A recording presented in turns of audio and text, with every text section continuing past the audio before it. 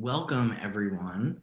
I am Miller Oberman, and I'm so glad you're here joining us. I am the brand new director of first year writing at Eugene Lang. This is my first event as in that role, and I'm thrilled today that the writer Marwa Helal is going to be joining us, joining me in a craft conversation about correspondences in her work. This is going to be a summer series this summer, which is a new thing that we are doing now. Of course, the Craft Lunch series has been ongoing for quite some time and is fantastic, but we're going to have a few in the summer. So I will say this again before we go, but we will be back in 2 weeks, and I will be in conversation with Rachel Eit about I'm not exactly sure what we're going to be talking about yet. It's going to be something to do with taking note, which may or may not be about taking notes, something I am not very good at and hope to learn a lot about from Rachel. So I will remind you of that again at the end of the broadcast. So thank you all for being here with us. And I'm just going to start talking to Marwa, whose incredible book, Invasive Species, came out in 2018. 19 now. 2019. Yeah. Whatever. Time is not relevant anymore. Yeah. Time has ceased to be relevant. Yeah.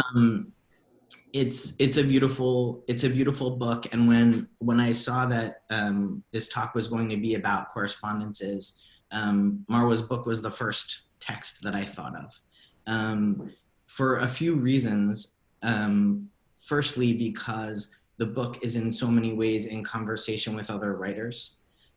But also because the entirety of the book feels like a letter itself, and because each piece in it and the book as a whole feels like an act of correspondence with readers, beyond what I ordinarily read when I read poetic texts.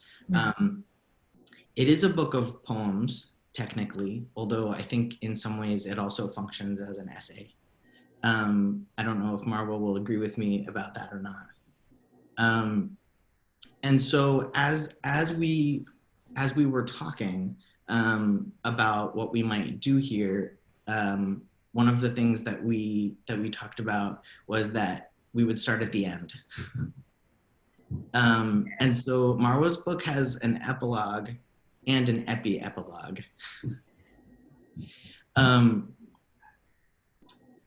Do you want to say anything about the book before you read a bit to us and then we talk? Well, I want to say just thank you for all the space you made. Excuse me, as a poet, but also as my teacher, right? For this work and for this book and for understanding it. Yeah, I mean, I think it's a very circular kind of book, kind of like, I mean, what are you going to make when life itself is circular as well, which is something Rilke wrote about in both Letters to a Young Poet as well as the notebooks of Rainer Malta Briggs. Am I saying that correctly? I think so. German Yeah. is not really, yeah, okay. So yeah, like the fact that the book begins with this poem to be read from right to left, and then, I've made it in a way that it could actually be read from right to left. One of the lessons I actually took from the New School MFA from Robert Polito was to never assume that the reader will begin at the beginning. So the poems are written in a way that they encompass a whole all the time, like if that's possible, as much as possible, let's put it that way. But yeah, should I just read some of this epilogue or epilogue? Let's see which one pops up first.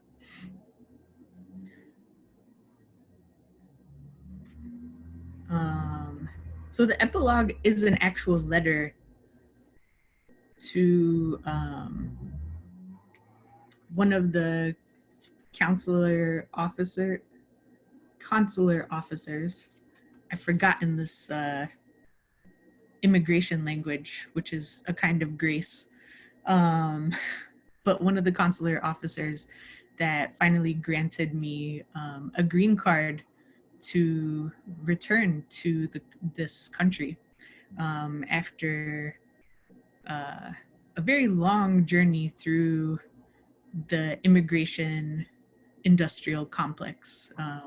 So a little bit of background: I immigrated with my parents when I was 2.5 as a dependent, and then everything in the system stopped me from becoming a citizen for reasons that are incredibly evident these days that I don't need to explain. But if you have any questions, of course, we'll take those at the end of this conversation. So I actually wrote this consular officer a thank you note when I returned to the US. And it's very emotional to read, so I might not actually read the whole thing, but I will read you the epilogue, okay? And it kind of explains a lot of things. So it was written in 2018, which is why your memory is 2018. I hear you. And then published later, January 2019. So Epilogue, Brooklyn, New York, March 15th, 2018. I have told you the story of losing a country twice.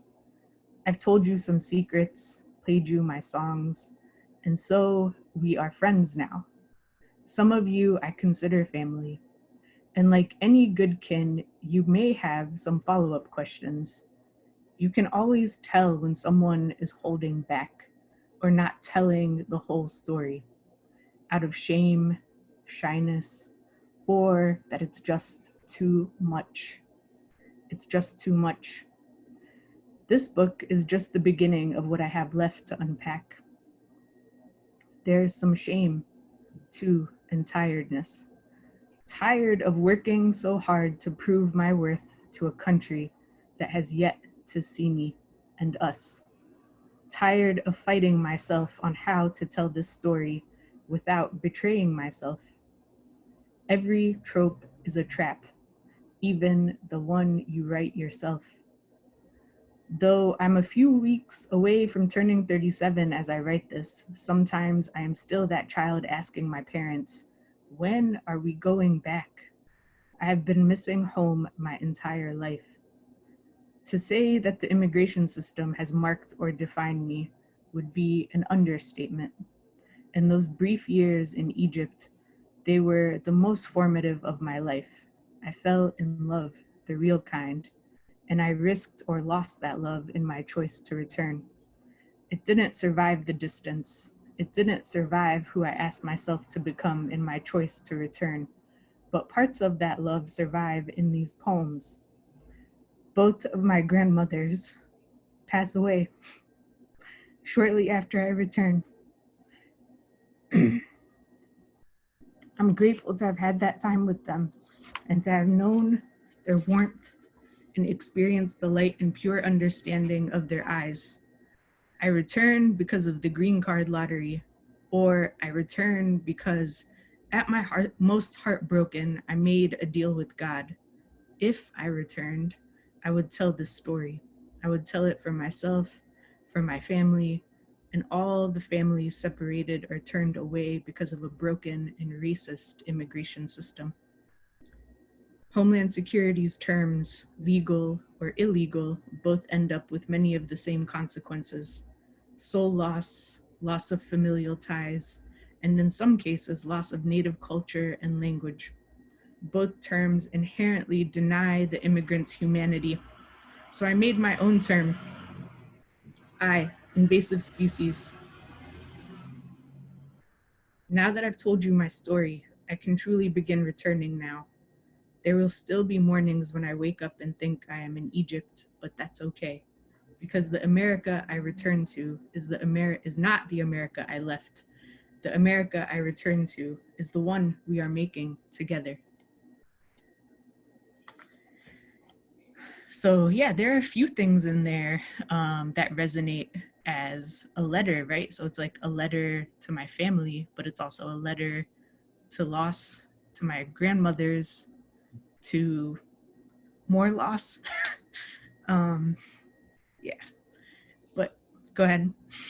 And something that strikes me in that, and hearing you read it, I'm so reminded of the generosity that I find in so much of your work, because it's a letter to the reader too. Mm-hmm.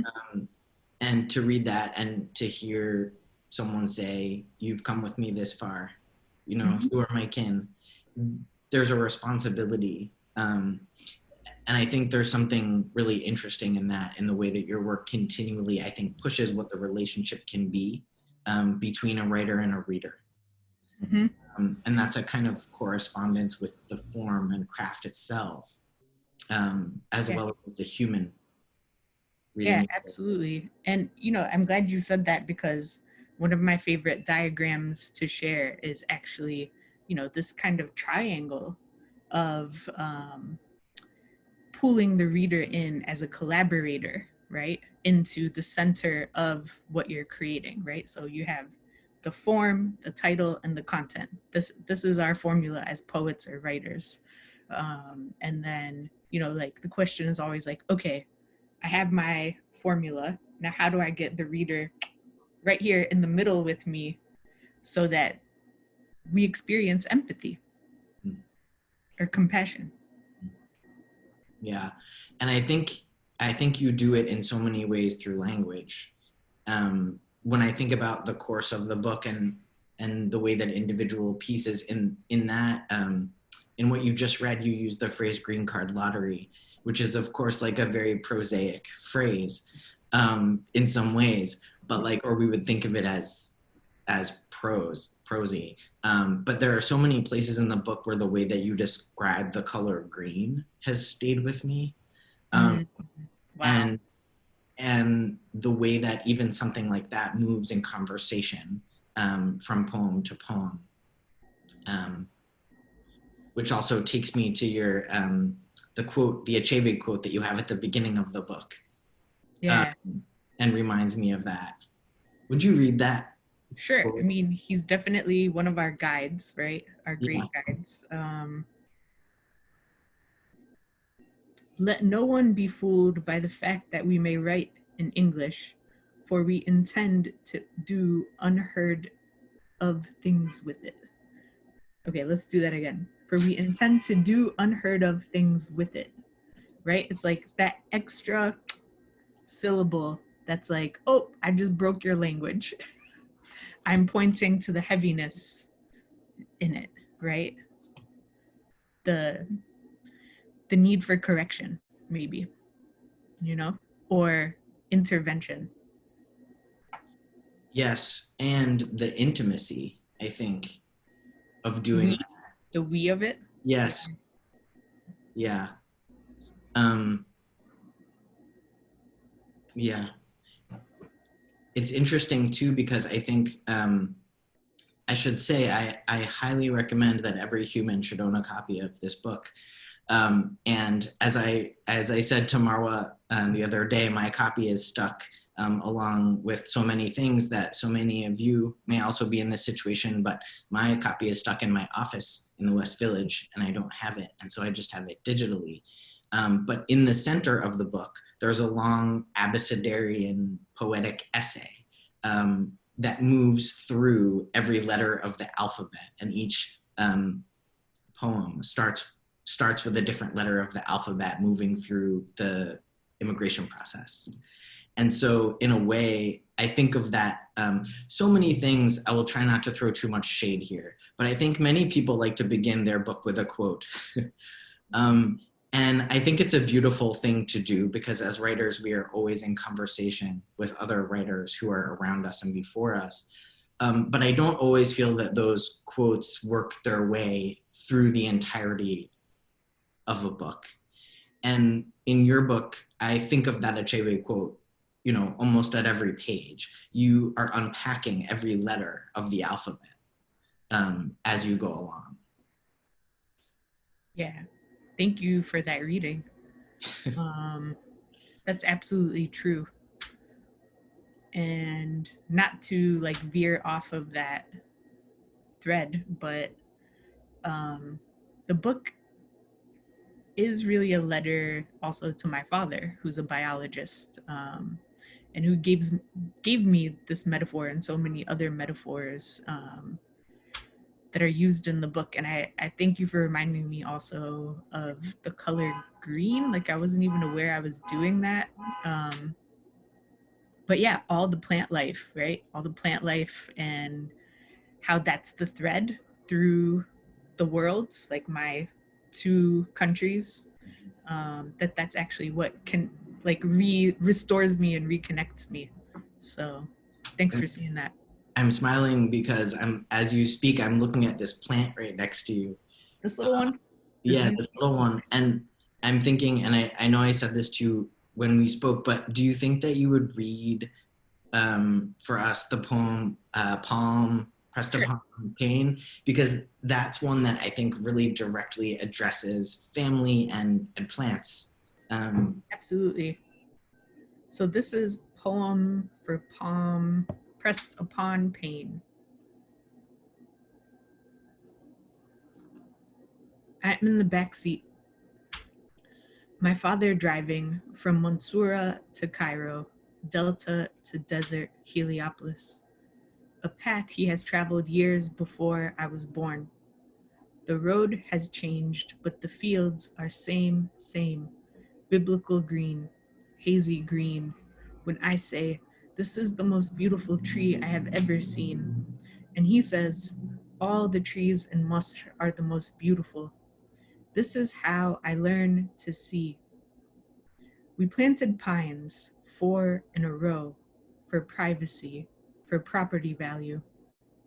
That was Ohio, before New Mexico, before I would make Masr my own. But after my mother tells me to stop asking her what is wrong whenever I see her staring out of the living room window. This is how trauma learns to behave, how I learn to push against the page. I always give Hatem the inside seat so he can sleep on the bus, his warm cheek against the cold window. When I am old enough to be aware of leaving, it is raining hard. 5,000 miles away, there is a palm in a pot, its leaves pressed, skinny neck bent, a plant seeking light in an animal kingdom. So that line, this is how I learned to see, that's a callback to Rilke, and I can share that quote if you want me to. That would be great. Okay. So this is from Rilke's Letters to a Young Poet.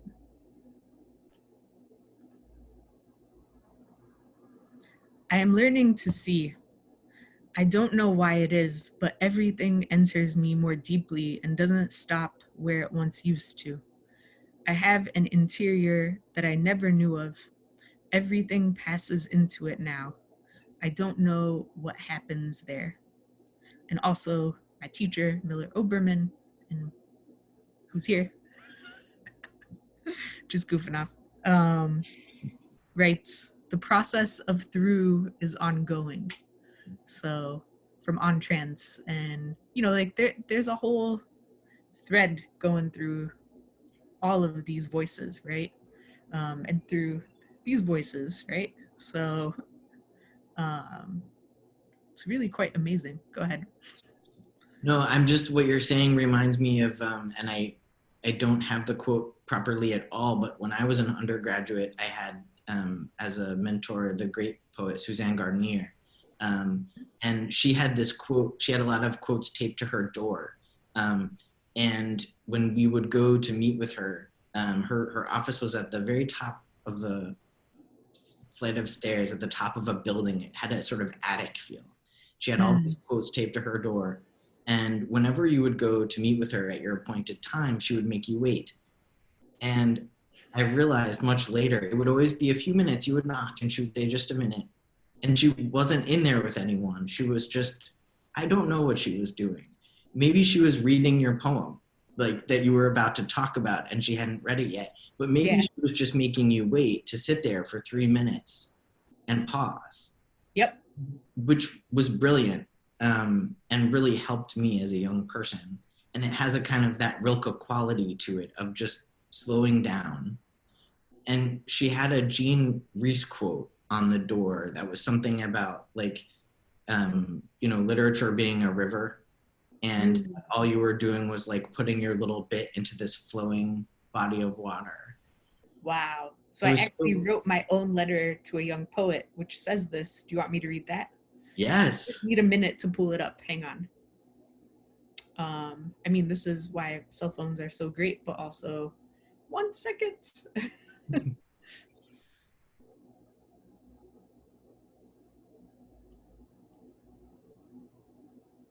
We're creating this pause now. So this was published on The Scores, which is a journal out of, I think, Ireland? I'm not sure. Over there, where there's other green things, other living green things. So this is my letter to a young poet. Dear poet, I'm writing to you from that place where everything has already been written. You know the one.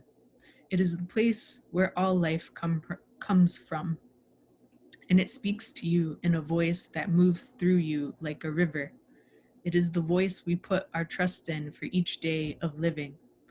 You must trust that voice in order to believe that your work is worth writing, worth making. Any feeling you want to inspire in your reader, you must first learn to bring about in yourself. So you must be brave and go into those feelings you are avoiding. Once you begin, you will find that you can no longer afford to not feel, and that the reward of feeling is greater than your fear. And somewhere there's another poet who needs you to articulate that feeling. It is how we find each other. Be generous in your life. Generosity is the writer's greatest teacher, for it involves both risking and giving of oneself. I recommend free writing for at least 3 pages or 15 to 20 minutes each day. It's best to do this in the morning. Make it a ritual. Self-discipline is how you prove yourself to yourself. You must show yourself before anyone else that you are serious about your craft. Writing in the morning allows for another advantage. Solutions for your life's and writing's challenges will begin to appear to you throughout the day. Own your mistakes, in quotes, mistakes. Make them into art. You'll find they aren't mistakes at all, but rather the marks that make your work unique. Confront your privilege. This is the intelligence the world needs. Transform your confrontations with yourself to make beauty and peace in the world. Do not rush your work or the urge for publication. Better to publish higher quality with greater rarity than mediocrity often. And the internet is filled with mediocrity. Watch what you consume. Set your own standards for excellence. And if you must compete, compete with yourself. Do better each time you step to the page. Preserve your privacy. Preserve your solitude. Maintain your integrity. The better you do these 3 things, the better you can hear the voice. If you need me, you'll find me in the river with you. So the voice actually should have been capitalized, I feel like. Like, not like television show, but, like capital T, capital V, the voice, because you all know what I'm talking about. I think what you say there about like is one of the things that is so important in that, and the end is just so beautiful.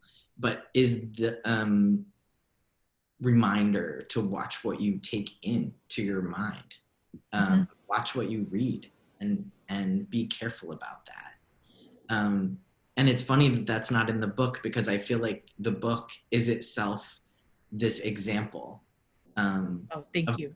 of doing that, of like, here is how, and this is what Rilke's talking about too, right? You take in and you take in, and you filter it through yourself, and you let it go into this place that takes time. You don't know how much time. You let it go into the place where you don't know what happens there. And then you start to see what may come out of that place. And so much of the book is an exercise of seeing what comes in and then how it flows back out through that process. Yeah. Yeah. I mean, it's in like I'm gonna go a little bit back to the poem Sure. uh, for Palm, because in that poem, which in some ways it moves across the world, Yeah. right? We have plants in Egypt, we have plants in the United States, we have roads, we have buses. There's all this transportation in it, which is really interesting. There's a car, there's a bus. Mm-hmm. It's this poem that feels like it's moving and has this big reach, but at the same time there's this like heart in it that is completely solitary and still, I guess. um, and these different kinds of palms, which I don't think, because I'm not always well, should I say I'm not always the best reader, or that I just learned something with really good work, you see something new every time you read it. And until you read it just that time, even though it's one of my favorite poems in your book, I had never gotten the double palms in the poem, right? That there's a palm tree in the poem and then there's a hand. And Palm, pain, pain. yes, and the physicality of that, the way the poem brings us into our bodies and into the bodies of growing things. Nice. I'm glad that happened. Well, the thing is, I have to actually share that, like, and I don't know if you feel this way when you make poems, but it's like you're actually not aware of what you're aware of. It's kind of like sleep writing or dream writing or something. Um, so it's like you're writing to be able to see it or to eventually feel it, right? Um, yeah, which is, go ahead. No, I think that's exactly what Rilke is talking Hmm. about that place, that interior, that place of interiority that is a mystery to us. Yeah. Um, mhm. I think. I mean, it's going to remain a mystery. Yeah. Um, I don't know. I'm just thinking of Rilke's, living the answers. But then, every time you find so-called answers, there are new questions. So the process of through is ongoing again, like it's just like, again, this circle, a recurring dream. So, yeah. Yeah. And I think because I'm always thinking about my students when we have events like this, and thinking about Lang students and how relentlessly curious I think they are. And that one of the things that I've tried to sort of say in first year writing classes, especially, is that when you're writing an essay, and especially if you're using any research or outside sources, right? The idea is to be in a conversation with these people, yeah. a human conversation, not the way that we were taught, I think, to have that, to make that work, where it's like, I have a point and I'm going to research this stuff to prove it. I'm going to Right. find the people that agree with my point, and then I'm going to back it up. Um, Right. because I'm a student, and so I have to find these people, other people, to prove what I think, right? There's almost a mercenary feeling to that. Um, certainly an oppressive one. Yeah, I'm glad you put it that way. Um, and I think looking at, which is why I think it's so useful in these conversations on this platform to talk to writers, who have published, who are further along, who have completed work. And here I'm still, when I get to the end, that's where I begin, right? Let's start with the epilogue. Yeah. Well, I think also when your story has never been told or you've never seen it, right? Which is also part of the greater conversation that's happening now, is like when you keep denying a people's experience or reality. And it's in very few books, because these are stories that we haven't even like learned to talk about, because some of them are so hard. Like, how do you tell a story this horrific. It's brutal. It was a brutal experience of separation. How many separations? So many separations, so many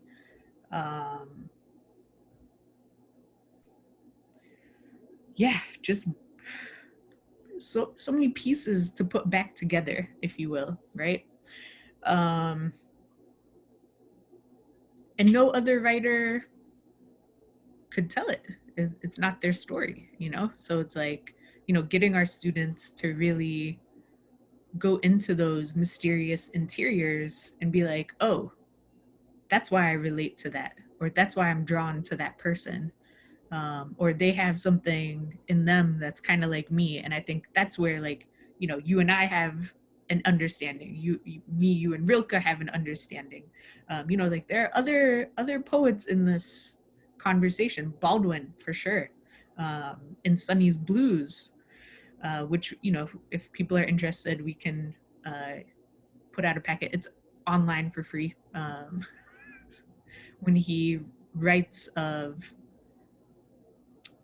just addiction and pain, and like why addiction exists. For me, my addiction was writing and reading. That's how I numbed and healed. Both, like the numbing and healing are interchangeable. Or you need one and then sometimes the other. Does that make sense? I think so. Okay. Yeah, I was thinking about your piece. There's so much in the book that it seems to be in conversation with James Baldwin to me. But I'm thinking about Write This Instead. Yeah. Which has the long quote. Is that?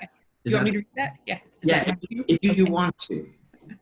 Sure. I mean, I just want to make sure I don't take up too much time. So just let me know, I'm keeping an eye on the clock. I'll try to not be the teacher. Yes. Okay. No, I was thinking about that one because maybe it's obvious, but I guess my question to you is there another piece in the book that you think is in deep conversation with Baldwin that you would rather read?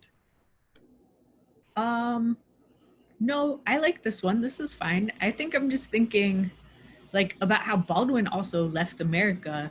And so he had many of the same realizations and insights that I came to in Egypt. Like, it doesn't really matter where you go to get those insights, but distance is the key. Mm-hmm. And he and I had the same kind of like awakening, if you will, or at least that's how I experience his insights, is like, oh, I felt that too. I saw that too. I had the exact same problem of finding my flock in Egypt. Like, I had to really curate the people that saw me through that experience. When I say curate, that sounds awful, but you know what I mean. Like, I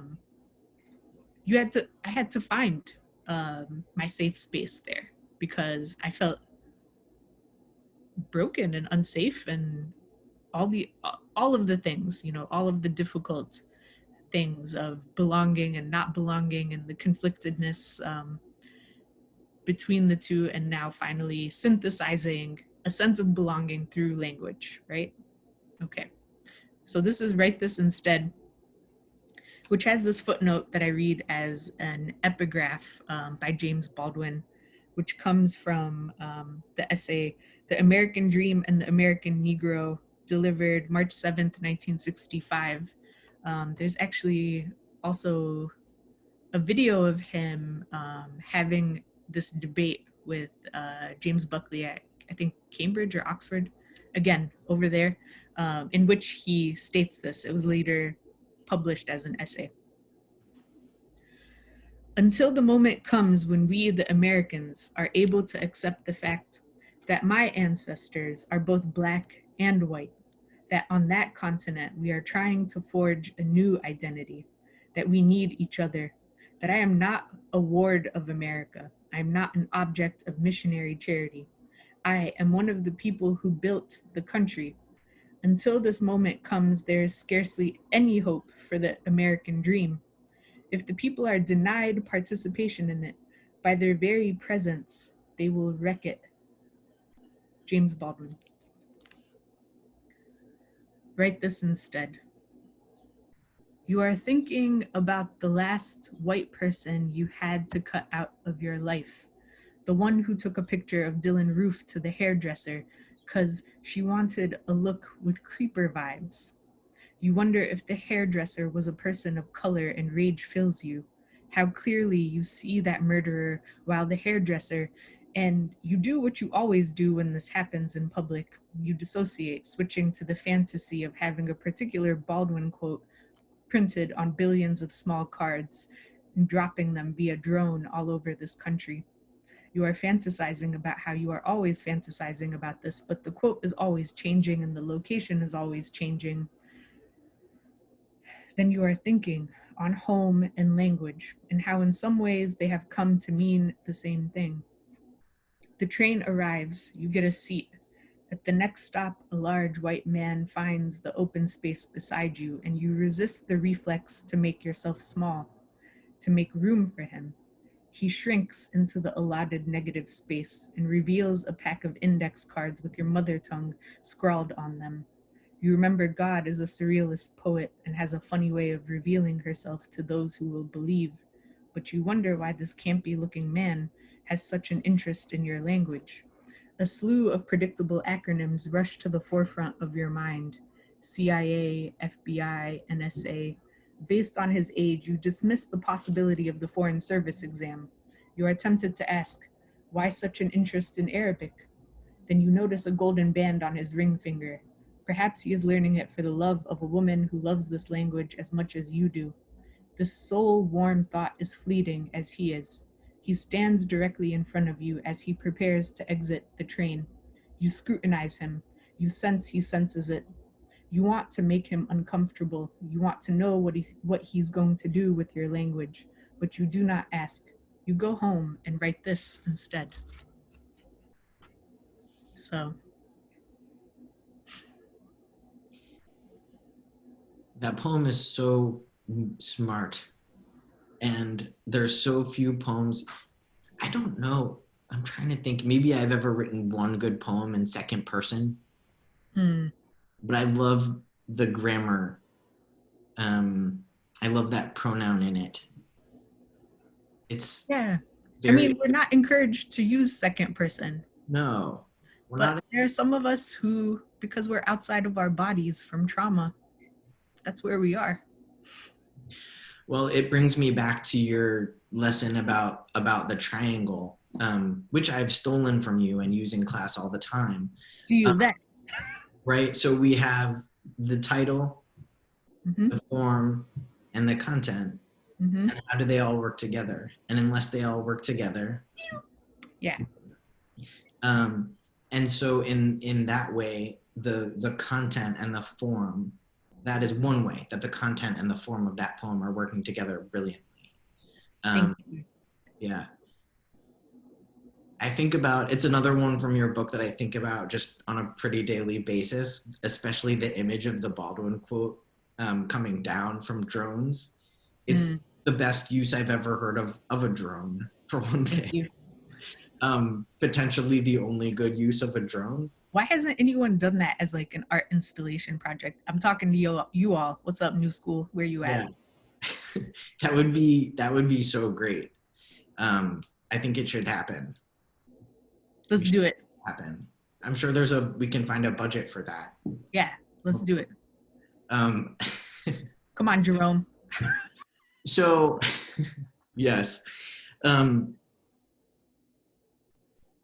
Yeah. What is the relationship in that poem between the quote and the rest of the text? Like, what was your process like with it? Did they arrive at the same time? Wow. I haven't thought about this in a long time, but it came from a lot of pain, actually.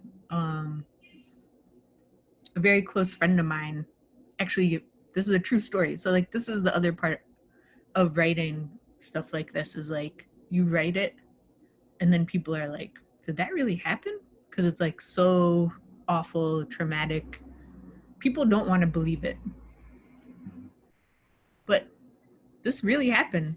I had a friend, you know, like some of us have friends. Talking to you all, you know who your fake friends are, you know who your frenemies are, and you know who's real. So this was a so-called friend who took a photo, actually took a fucking photo. Excuse my language, sorry. Of this murderer and got this haircut and made this joke of creeper vibes. And then I had to do second person because of the hairdresser. What did she do to that hairdresser?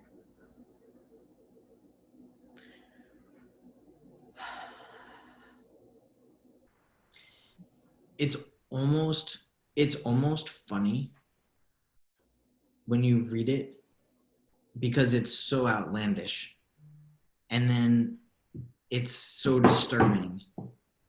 It's disgusting. It's so horrifying. But Baldwin comes in. Yeah. What does Baldwin do? He clears. He levels it. And he says, what are you doing?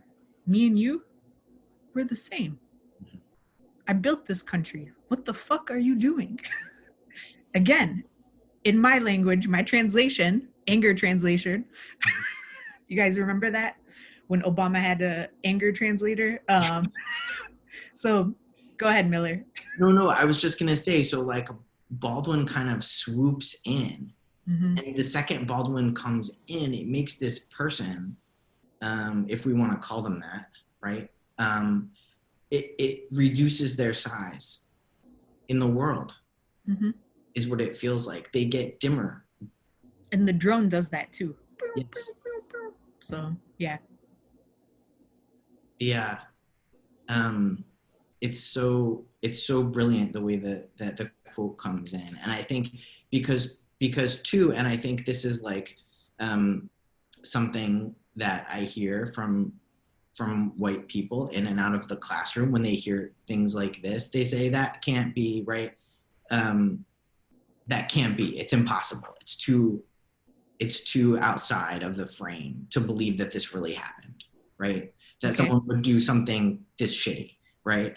And I think the other thing that the Baldwin quote does too is come into those people and say, really? You really think you really aren't going to believe that? Yeah. Yeah. And it also says, oh, go ahead. Sorry. No. But it also says, don't you realize you're dehumanizing yourself? I'm already human. You gotta be human. I'm asking you to be human. Yeah. Like, come on, what are you doing? And I think the image of dropping it from the drones, in a way, yes, I believe we should actually just make it happen. But also, I feel like that image in the poem makes it happen, right? You say that it should happen, or that you fantasize about it, and it kind of makes it exist in the world like it's happening all the time. Every time I read it, it's happening. Thank you. Thank you for reading it. Thank you for asking me to read it. Yeah. Every time I get to that poem in the book, I'm like, this is so painful. Right from the story in the beginning, it's like, it's just so painful. But then I think, yes, I have to read this every time. Everybody should read this every time. No, I'm going to look at the time. It is 1:15. And so I'm just going to say that anyone who has questions in the live stream should type them into the chat window, and they will be relayed to us over here in the other part of the digital world called Zoom, which some of you may have heard of or even used before. So if you get us those, we will start answering them if we can. We are able to. Looks like we have one question already, Marwa. Can you see these, or can I read it? I'm going to read it out loud. I love the way you make connections between the political and the biological. The census poem's deconstruction of race, invasive species, so much of natural history comes out of colonization. I'd love to hear if Marwa has more thoughts on this. Yeah, I mean, I think I'm still synthesizing a lot of these thoughts and like understanding what I wrote in hindsight. Because this is what I need people to realize is that, again, every label has the potential of dehumanizing a person. But every label is also a responsibility. So thinking about how we name things or what we name them, and the definition of a census, and how census has been used and how Arab Americans have been counted in this country historically, and how it's on us now, especially those of us who are non-white Arabs. I just don't even like this word non, you know? But that's the whole process. The process of through is ongoing because the language has to change. The language really has the potential to hurt us or heal us, right? Like that whole Sticks and Stones song, right? And that's I what we're doing. We're collecting sticks and stones to sort of like define ourselves. Is there more about that, or I don't know? I can also read there's so letters much C if more you want. about there's so much more about that in so many poems in the book, and Yeah. um, I'm thinking about a moment where in one of your moments of wordplay that makes me smile, where you use the word census and then you say still they do not sense us. I'm Yeah. thinking about that, and I'm of course also thinking about the Middle East is missing, Oh, because that poem really moves around. yeah. I don't know if we have time to read it because it's a little longer, but Yeah, it is. let me see. But it's online on Hyperallergic if people want to look at it. It's 117. I think we do have time to read it. You want me to read it? Okay. Do you want to? Sure. I'm unless there's anything else. But Maybe. I think for me that poem is a kind of interesting answer to some of those questions. okay. If we get another question, I will We'll have interrupt time. myself. Is Yeah. that fine? Yeah, we'll have time. Yeah. Okay. So the Middle East is missing actually like expanded into um a sort of like trilogy of poems. So there's the Middle East is missing, and then you have the Middle East experts are missing, and then you have the Middle East is not only missing, it has a serious problem. So yeah, I think it's important to read those three poems in conversation with each other, because each of them is like, I think the Middle East is missing was more like the emotional world, and then the Middle East experts are missing is a conversation with all the journalists, right? The journalists, which I used to be of, um, and their gaze, their very violent gaze in writing about us. And then, of course, from the inside, the Middle East experts, or sorry, the Middle East is not only missing, it has a serious problem, is a conversation with my people, with where I come from, where we have to look at what we have done to participate in our own colonization, right? So this is The Middle East is Missing, which is written in a form called The Beautiful Outlaw, which I will leave to Miller to explain once I'm done reading it. I'm going to read it really fast. What do Osama bin Laden and I have in common? Saddam, Gaddafi, Mubarak, Sharon, Perez, is Kashmir, is Asia, is Persia, is Europe, is Iran, is Jordan, is Kurd, a language, a religion, cuisine, borders on bordering. What do you and I have in common? Red Sea, Dead Sea, an empire, Syria, Iraq, say Kurd, say we were occupied, a people under siege of make xenophobia, believe, drink, and say Zemzem. Say we did it to ourselves, say complicit. I want to walk, return maps, speak to managers of map makers. I'd like to see God's atlas, compare it to ours, trace a new equator, a river Nile still running, azure, azure, upwards, its own gravity, join scapegoat to scapegoat in song. Row, row, row your boat gently down the stream. Merrily, merrily, merrily, life is but a dream. Times 3. Say je suis Zidane, je suis Egyptienne. Say it to a rhythm, not a plot, a quality, not a toxin. Say dizzy without jury, without trial. Ask of us, just us, sing back lyric, dust off vulgar gaslight. Say it in the colonizer's tongue. Call it the cradle of civilization. Say dunya, say la ilaha illallah, say Jannah. Inscribe your history inside every barren closet you once occupied. Say quickly, here we are now, entertain us. Cartographers agitate us, exact us, excise us. Would you make a space for me between zoot joot epoxy and a hard place, somewhere between vengeance and yoke next to the place you go to quake? I brought my own pillow plus sleeping bag, but now the letters have become cryptic. I can't tell if it is because of shyness or lack of interest. When you look like me, you can say things no one will question, or everyone will question you in June as a zygote in uterus in excess. Maybe it is a cry for help. Maybe it is just a cry. Say Palestinian, say Palestine, say Syria, say Syrian, say baby, say future, say mine, say Yemeni, say Yemen, say Yemeni, say Zay, say Henna, say mine, say ghost in context, weep quietly, then wail. So make a space for me in your mind. Make me a space. Graph, transcribe, jaunt, wax, wane. Here is Neruda. Here is his book of questions. Here is mine. A quiz of sorts. This is the map I navigate by.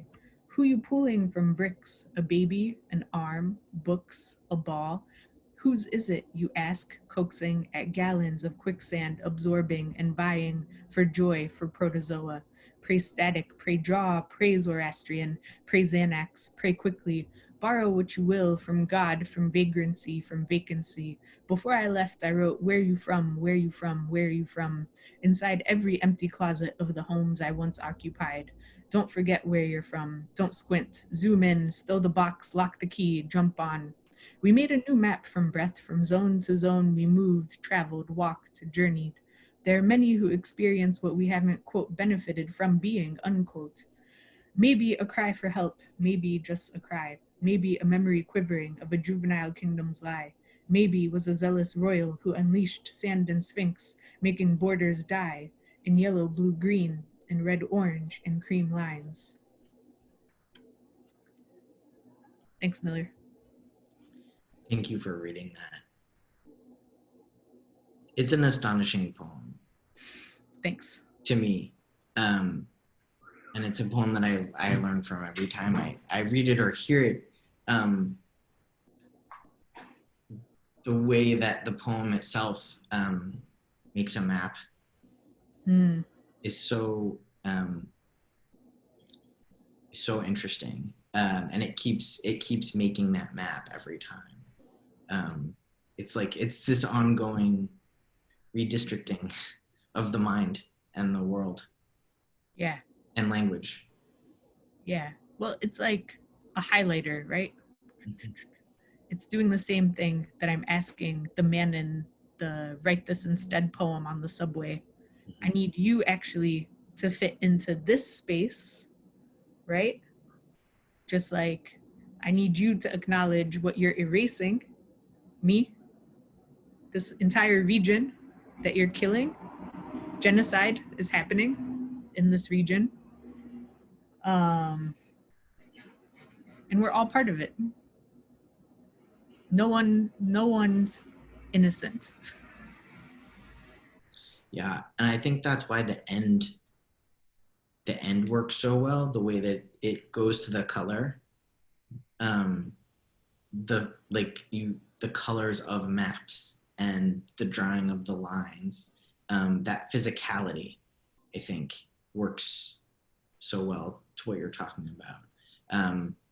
And the way it works with sound, I think, as well. I don't know where that came from. Well, that came, I think, is partly form driven, which we don't have to get into that much. But like, I think because you're using all of those letters, it allows you to play with sound. Yeah. Thank you. That was an assignment from the one and only Miller Oberman. Someone wrote the length of this poem you just read is a bit like that moment in the train in the other poem when the poet decides not to shrink herself to make space for the man who gets on. Thank you for that. Yeah, that's exactly it. That's an awesome point. And I'll add, again, your triangle and form and content. It's not just the length, but the way that it takes up space on the page. If you were to look at it on the page, it really takes up a lot of space in a way that suits it so perfectly. Yeah, we need that space. And I think that's actually the conversation happening in this country right now is like, we're good. We love life too. We just need y'all to move a little bit this way because we built this. We built this. You built this out of us, out of our land, our hearts, our mind, just like you. Just like you. We made this and we just need to breathe. Yes. The correspondences within the poem too are so many and so various. And I think what you just said speaks to that as well.